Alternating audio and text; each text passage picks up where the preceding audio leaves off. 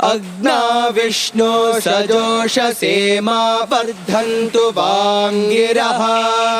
द्युम्नैर्वाजेभिरागतम् वाचश्च मे प्रसवश्च मे प्रयतिश्च मे प्रसिद्धिश्च मे भीतिश्च मे क्रतुश्च मे स्वरश्च मे श्लोकश्च मे श्रावश्च मे श्रुतिश्च मे ज्योतिश्च मे सुपश्च मे प्राणश्च मे पानश्च मे व्यानश्च मे शुश्च मे चित्तं च आधीतं च मे वाक् च मे मनश्च मे चक्षुश्च मे श्रोत्रं च मे दक्षश्च मे बलं च ओजश्च मे सहश्च आयुश्च मे जरा च आत्मा च मे तनोश्च मे शर्म च मे वर्म च मेऽङ्गानि च मे स्थानि च मे परोगुंषि च मे शरीराणि च मे ज्येष्ठ्यं च आधिपत्यं च मे मन्युश्च मे भामश्च मे मश्च मे भश्च मे जेमा च मे महिमा च मे वरिमा च मे प्रथिमा च मे वर्ष्मा च मे द्राघुया च मे वृद्धं च मे वृद्धिश्च मे सत्यं च मे श्रद्धा च मे जगच्च मे धनं च मे वशश्च मे त्विषिश्च मे क्रीडा च मे मोदश्च मे जातं च मे जनिष्यमाणं च मे सूक्तं च मे सुकृतं च मे वित्तं च मे वेद्यं च मे भूतं च मे भविष्यच्च मे सुगं च मे सुपथं च मरुद्धं च मरुद्धिश्च मे क्लृप्तं च मे क्लिप्तिश्च मे मतिश्च मे सुमतिश्च मे शं च मे मयश्च मे प्रियं च मे नुकामश्च मे कामश्च मे सौमनसश्च मे भद्रं च मे श्रेयश्च मे वस्यश्च मे यशश्च मे भगश्च मे द्रविणं च मे यन्ता च मे धर्ता च मे क्षेमश्च मे धृतिश्च मे विश्वं च मे महश्च मे संविच्च मे ज्ञात्रं च मे सोश्च मे प्रसोश्च मे सीदं च मे लयश्च मरुतं च मे मृतं च मे यक्ष्मं च मे नामयच्च मे जीवातुश्च मे दीर्घायुत्वं च मे न मित्रं च मे भयं च मे सुगं च मे शयनं च मे सूषा च मे सुदिनं च मे ऊर्च मे सूनृता च मे पयश्च मे रसश्च मे घृतं च मे मधु च मे सर्धिश्च मे सपीतिश्च मे कृषिश्च मे वृष्टिश्च मे जैत्रं च औद्भिद्यं च मे रयिश्च मे रायश्च मे पुष्टं च मे पुष्टिश्च मे विभु च मे प्रभु च मे बहु च मे भूयश्च मे पूर्णं च मे पूर्णतरं च मे क्षितिश्च मे कूयवाश्च मे नं च मे शुच्च मे व्रीहयश्च मे यवाश्च मे माशाश्च मे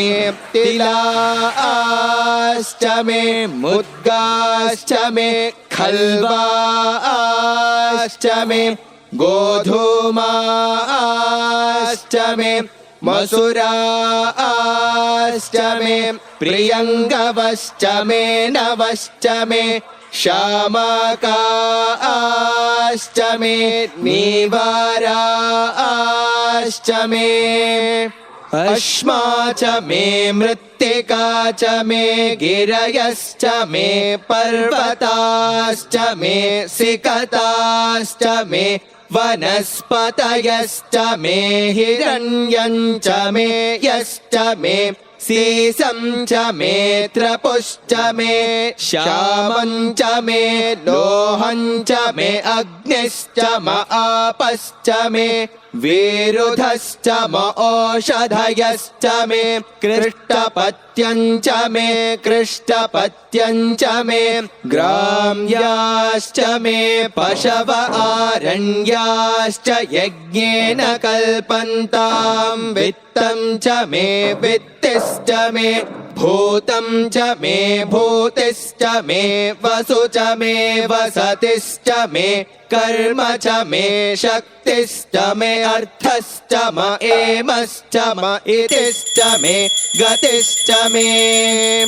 अग्निश्च म इन्द्रश्च मे सोमश्च म इन्द्रश्च मे सविता च म इन्द्रश्च मे सरस्वती च म इन्द्रश्च मे पूषा च म इन्द्रश्च मे बृहस्पतिश्च म इन्द्रश्च मे मित्रश्च म इन्द्रश्च मे वरुणश्च म इन्द्रश्च मे त्वष्टा च म इन्द्रश्च मे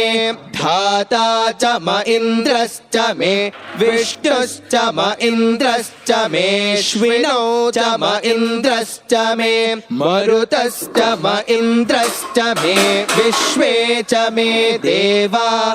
इन्द्रश्च मे पृथिवी च म इन्द्रश्च मेऽन्तरिक्षं च म इन्द्रश्च मे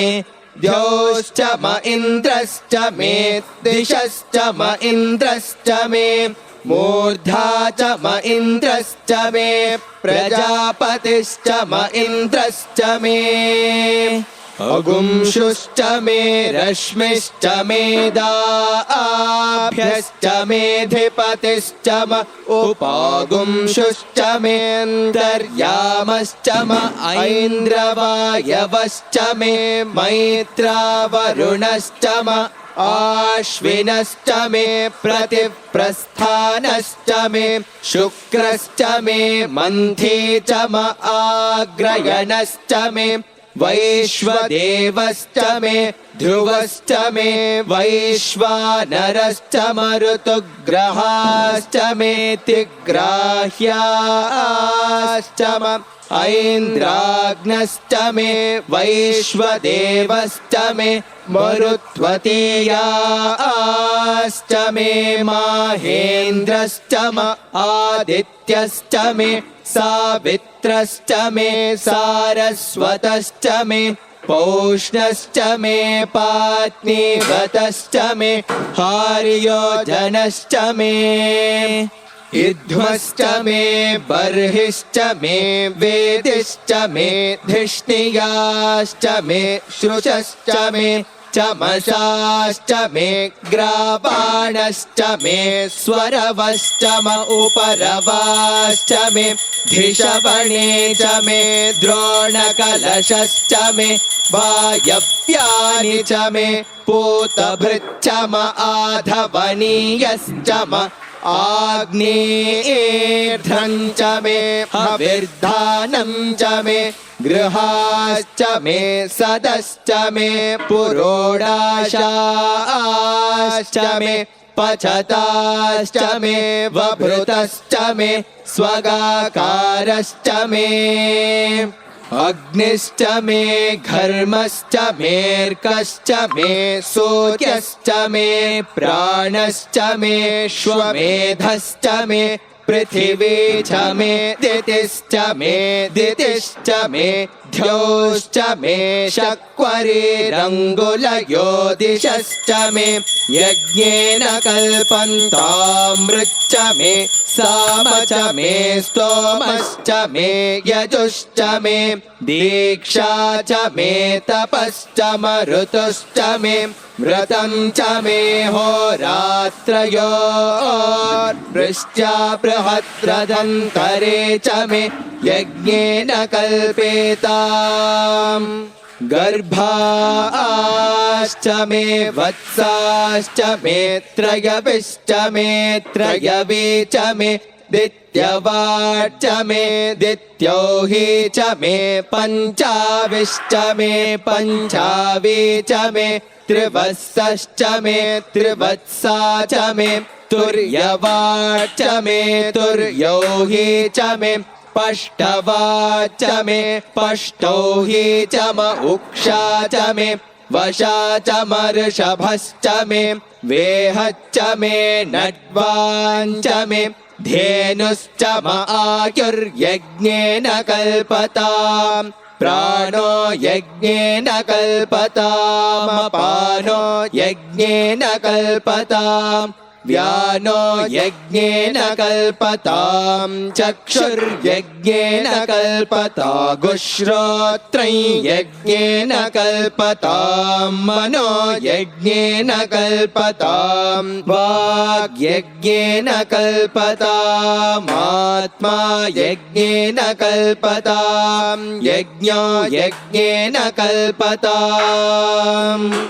एका च मे तिस्रश्च मे पञ्च च मे सप्त च मे नव च म एकादश च मे त्रयोदश च मे पञ्चदश च मे सप्तदश च मे नवदश च म एकविंशतिश्च मे त्रयोविंशतिश्च मे पञ्चविंशतिश्च मे सप्तविंशतिश्च मे नवविंशतिश्च म एकत्रिंशच्च मे त्रयस्त्रिंशच्च मे चतस्रश्च मे ष्टौ च मे द्वादश च मे षोडश च मे विंशतिश्च मे चतुर्विंशतिश्च मे ष्टाविंशतिश्च मे द्वात्रिंशच्च मे षट्त्रिंशच्च मे चत्वारिंशच्च मे चतुश्चत्वारिंशच्च मे अष्टाचत्वारिंशच्च मे वाचश्च प्रसवश्चापिजश्च क्रतुश्च सुवश्च मूर्धा च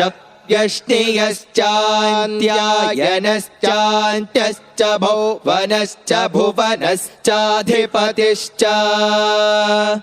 इडादेवहुर्मनुर्यज्ञनिर्बृहस्पतिरुक्था मदानि शगुंसि षद्विश्वे देवासोक्तवाच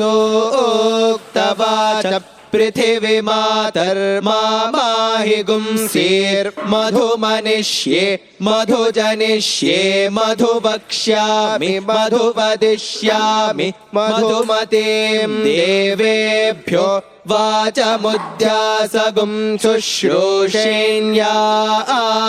मनुष्येभ्यस्तं वा देवा अवन्तु शोभायै पितरो नुमदन्तु ॐ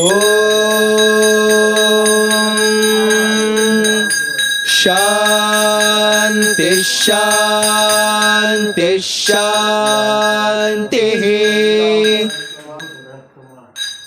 मंगलम जय मंगलम मंगलम जय मंगलम मंगलम शुभ मंगलम मंगलम शुभ मंगलम सर्वलोक दर्शने जागरूक मंगलम नित्य बुद्ध नित्य युक्त नित्य शुद्ध मंगलम निर्मलाय निश्चलाय निर्ममाय मंगलम योगिराम सूरत कुमार देशिकेन्द्र मंगलम योगिराम सूरत कुमार पूज्य पाद मंगलम योगिराम सूरत कुमार पूज्य पाद मंगलम।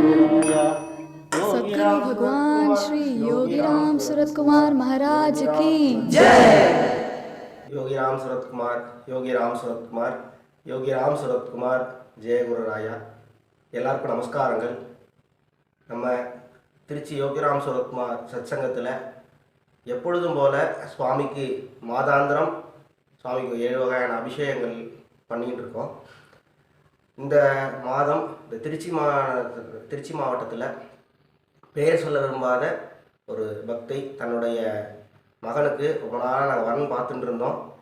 நீங்கள் பகவான் நாமத்தை நீங்கள் சொல்ல சொன்னீங்க. ஒரு 10 days நாங்கள் வந்து வீட்டில் சுவாமிகிட்ட வந்து நான் வந்து ப்ரேயர் பண்ணிவிட்டு நாமா சொல்லிட்டு வந்தேன். என் பையனுக்கு நல்லபடியாக திருமணத்துடைய வரன் அமைஞ்சிருச்சு. அதனால் சுவாமிக்கு நீங்கள் வந்து இந்த மாத அபிஷேகம் பண்ணுறச்ச பாலாபிஷேகம் பண்ணணும்னு சொல்லி அவங்க ஒரு 5 லிட்ரு பால் வாங்கி நம்மளுடைய சுவாமிக்கு வந்து அர்ப்பணிப்பு பண்ணிட்டு போனாங்க. அதே போல் கோயம்புத்தூரை சேர்ந்த ஒரு பக்தரும் தன்னுடைய திருமண பிரார்த்தனைக்காக சுவாமிக்கு அபிஷேக பொருட்களை கொண்டு வந்து சுவாமிகிட்ட வந்து சேர்த்து பிரார்த்தனை பண்ணிட்டு போனாங்க. அவங்க எல்லாத்துக்கும் சுவாமி நல்லபடியாக இந்த பிரார்த்தனை எல்லாத்தையும் நிறைவேற்றி வைக்கணும்னு சொல்லி நானும் சேர்ந்து நாமா சொல்லி பிரார்த்தனை பண்ணிக்கிறேன். சுவாமி எல்லாருடைய பிரார்த்தனைகளையும் கேட்டு சுவாமியானவர் நம்மளுக்கு எல்லா கிருபா கடாட்சத்தையும் தரணும்னு சொல்லி நம்ம வேண்டிக்குவோம். எல்லா விதமான நன்மைகளையும் பகவான் யோகிராம் சுரத்குமார் நாமத்தை சொல்ல சொல்ல நமக்கு கிடைக்கும் அப்படின்னு சொல்லி சுவாமி நமக்கே சொல்லியிருக்கிறார். எல்லாரும் நாமத்தை நிறைய சொல்லுவோம். உங்களுடைய பிரார்த்தனைகள் ஏதாவது இருந்தால் வீடியோவில் கமெண்ட்ஸில் தெரியப்படுத்துங்க, அல்லது என்னுடைய நம்பர் அதில் மெசேஜ் மூலியமாக உங்களுடைய பிரார்த்தனைகளை தெரியப்படுத்துங்க. நிச்சயம் உங்கள் பிரார்த்தனைகளை சுவாமியோடைய திருவடியில் ஒவ்வொரு மாதமும் முதல் வியாழக்கிழமை சுவாமிக்கு அபிஷேகம் பண்ணி அந்த பிரார்த்தனையை சுவாமிகிட்ட நாங்கள் வந்து சுவாமியோடைய திருவடியில் சமர்ப்பிக்கிறோம். எல்லாருக்காகவும் பிரார்த்தனை பண்ணுவோம். நம்மளுடைய சொந்த பிரார்த்தனைகளையும் சுவாமிகிட்ட நாமத்தை சொல்லி வைப்போம்.